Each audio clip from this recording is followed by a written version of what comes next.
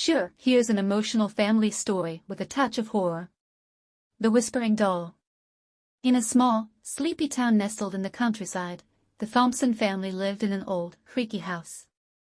It had been in the family for generations, passed down from mother to daughter. Sarah Thompson, a loving single mother, lived there with her young daughter, Emily. One rainy afternoon, while exploring the dusty attic, Emily found a beautiful, antique doll. The doll had piercing blue eyes, curly blonde hair, and wore a delicate lace dress. Enchanted by its charm, Emily begged her mother to let her keep it. Sarah, though hesitant, agreed, as it had once belonged to her own grandmother.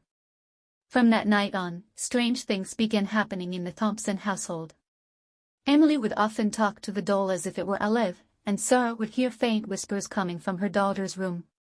The whispers grew louder each night, filling Sarah with an inexplicable sense of dread.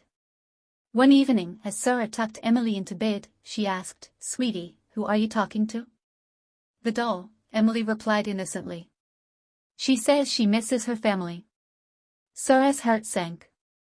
She decided to investigate the doll's origins.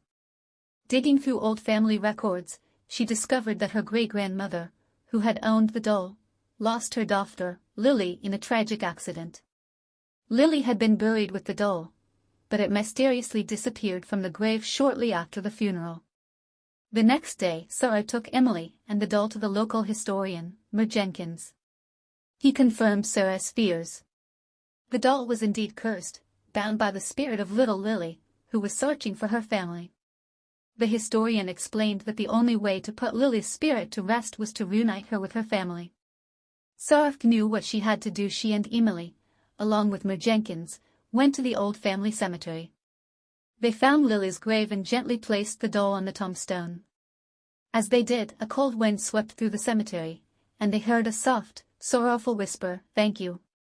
The doll's eyes seemed to soften, and the eerie presence that had filled the Thompson house vanished.